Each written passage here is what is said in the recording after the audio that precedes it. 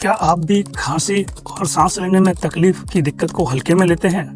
तो मैं आपको बता दूं कि अभी कुछ दिनों पहले मेरे पास एक सज्जन आए थे जिनको खांसी थी। शुरू में तो उन्होंने बहुत हल्के में लिया, लेकिन जब 2 महीने में भी खांसी में कोई आराम नहीं मिला तो वो हमारे पास आए। हमने उनको इन्वेस्टिगेट किया। इन्वेस्टिगेट करने पे पता चला कि पेशेंट को, उनको सज्जन को लंग कैंसर था। ये तो भगवान का शुक्र है कि उनको अर्ली स्टेज में ही वो लंग कैंसर डिटेक्ट हो गया, जिसको कि हमने ट्रीटमेंट करके पूरी तरह ठीक कर दिया और अभी वो बिल्कुल कैंसर मुक्त हैं और हमारे पास से फॉलोअप में मिलने के लिए आते हैं। आज के इस वीडियो में मैं आपको ये बताऊंगा कि लंग कैंसर के कौन से सिम्टम्स हैं जो हमें लंग कैंसर की चेतावनी देते हैं, और लंग कैंसर के बारे में कुछ गलत धारणाएं हैं उनको भी मैं ठीक करने का कोशिश करूंगा और कुछ रिस्क फैक्टर्स के बारे में भी बात करूंगा। तो दोस्तों बने रहिए हमारे इस वीडियो के साथ, अंत तक देखना ना भूलें। मेरा नाम डॉक्टर ताराचंद गुप्ता है। मैं भगवान महावीर कैंसर हॉस्पिटल में कैंसर स्पेशलिस्ट के पद पर कार्यरत हूँ। लंग कैंसर तब डेवलप होता है जब लंग्स में कुछ सेल्स जो हैं वो नॉर्मल ग्रोथ पैटर्न को छोड़ करके अलग से अपना डेवलपमेंट करना शुरू करती हैं, अपना ग्रोथ बनाती हैं। वो बॉडी के किसी भी सिस्टम को अपना नहीं मानती हैं और इस तरह वो एक आउट ग्रोथ करती हैं, एक बड़ी ग्रोथ करती हैं, जिसका अपना एक अलग सिस्टम होता है जो बॉडी को धीरे धीरे डिस्ट्रॉय करना चाहता है। इस तरह से एक लंग कैंसर डेवलप होता है। लंग कैंसर के मुख्यतः 2 टाइप होते हैं। एक होता है non small cell lung cancer, जो काफी कॉमन है, जो करीब 75% लोगों में पाया जाता है, और दूसरा होता है स्मॉल सेल लंग कैंसर, थोड़ा सा एग्रेसिव वैरायटी का होता है। तो आज के इस वीडियो में हम इसी लंग कैंसर के सिम्टम्स के बारे में बात करेंगे। जो कुछ आम लक्षण है उनमें है खांसी जो कि ठीक नहीं हो रही है, बार बार उठ रही है, एक लंबे टाइम से चली आ रही है। तो ऐसी खांसी को एक बार डॉक्टर से मिलकर चेकअप कराना जरूरी है। दूसरा है छाती में दर्द जो बिना खांसी के भी हो सकता है, खांसी के भी समय हो सकता है, और हंसते टाइम होता है। ये एक सिम्टम्स हो सकता है कि जो लंग कैंसर को इंडिकेट करे। उसके अलावा तीसरा है सांस लेने में तकलीफ ज्यादातर खांसी के साथ एसोसिएटेड होती है, पर ये जरूरी नहीं कि खांसी ज्यादा तो सांस की तकलीफ ज्यादा, या सांस की तकलीफ कम और खांसी कम, दोनों उल्टा भी हो सकता है, लेकिन ज्यादातर केस में खांसी के साथ जुड़ी हुई रहती है। और ये बैठे बैठे भी सांस फूल सकती है, चलने पे भी सांस फूल सकती है, कोई काम करने पे भी सांस फूल सकती है। तो लंग कैंसर में सांस की तकलीफ एक बड़ा ही सिम्टम है जो आपको लंग कैंसर की तरफ इंडिकेट करता है। मुंह से खून आना, ये कई बार लंग कैंसर के पेशेंट्स में मिलता है, जो खांसी के साथ या बिना खांसी के भी कई बार मुंह से खून आ जाता है, बलगम में खून आ जाता है, और उसको अपन जो है एक लंग कैंसर के लिए ऐसे पेशेंट्स को टेस्ट करना चाहिए कि है या नहीं। उसके अलावा जो सिम्टम्स है, मान लो अगर बीमारी कहीं फैल गया है तो सर में दर्द, चक्कर आना या पीठ में दर्द, इस तरह के सिम्टम्स भी आ सकते हैं जब लंग कैंसर एडवांस स्टेज में चला जाता है।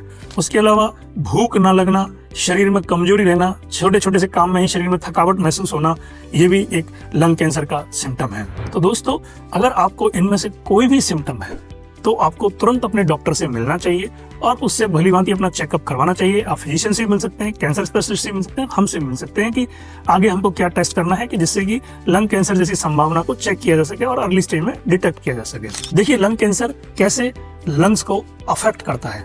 उसके अलावा लंग कैंसर के कुछ रिस्क फैक्टर होते हैं। रिस्क फैक्टर यानी कि जिन लोगों में ये फैक्टर्स, ये जिनमें ये चीज पाई जाती है, उनमें लंग कैंसर की संभावना ज्यादा होती है।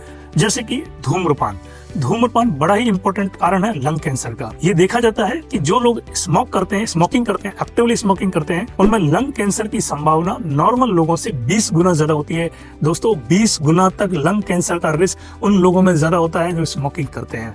और उसके अलावा एक और चौंकाने वाला फैक्ट आप देखिए कि जो लोग स्मोकिंग करते टाइम अपने दोस्तों के संपर्क में रहते हैं या अपने परिवार वालों के संपर्क में रहते हैं, उन लोगों में बाकी के लोगों से, नॉर्मल लोगों से 9 गुना तक लंग कैंसर की संभावना ज्यादा होती है। तो इस फैक्टर को बड़ा ध्यान में रखें, खुद को भी बचाएं और दोस्तों को भी बचाएं। उसके अलावा एयर पोल्यूशन, बढ़ता हुआ एयर पोल्यूशन, हवा में प्रदूषण, ये भी एक लंग कैंसर की निशानी हो सकती है। फैमिली हिस्ट्री, ये देखा जाता है कि फैमिलीज में जिनको लंग कैंसर रहा है उनमें भी लंग कैंसर ट्रेडिशनली देखा जाता है। हालांकि इसका डायरेक्ट जेनेटिक लिंक अभी तक अवेलेबल नहीं है, लेकिन ये एक ऑब्जर्वेशन है कि जो फैमिली में लंग कैंसर है तो आगे भी उनमें, अगली फैमिलीज में, अगली जनरेशन में भी कई बार ये देखा जाता है। उसके अलावा होता है कि ये पाया किस उम्र में जाता है।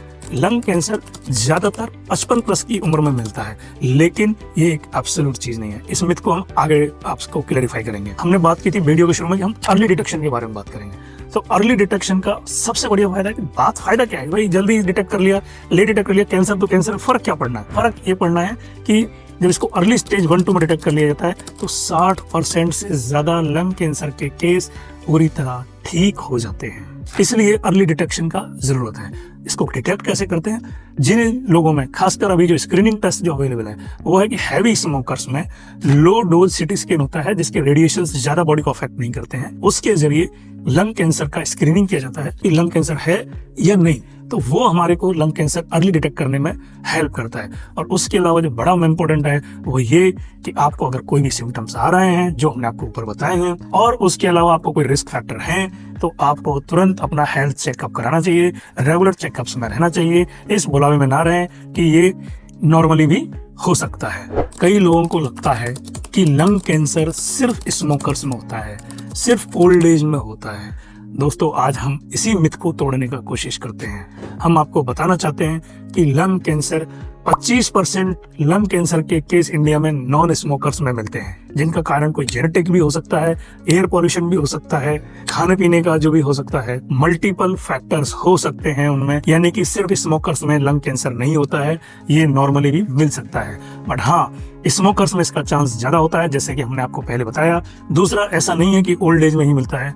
हमारे पास 30 साल की उम्र में भी, 25 साल की उम्र में भी और 35 साल की उम्र में भी लोग लंग कैंसर लेके आ रहे हैं।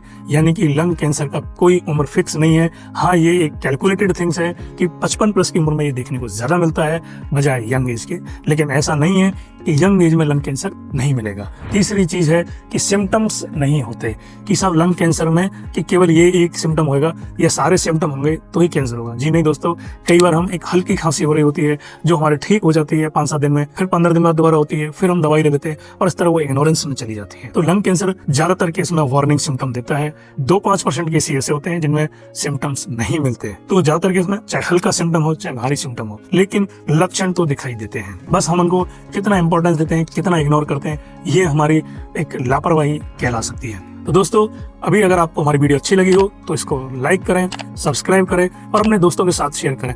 हो सकता है आपका ये शेयरिंग किसी की जान बचाए। तो स्वस्थ रहें, खुश रहें। धन्यवाद।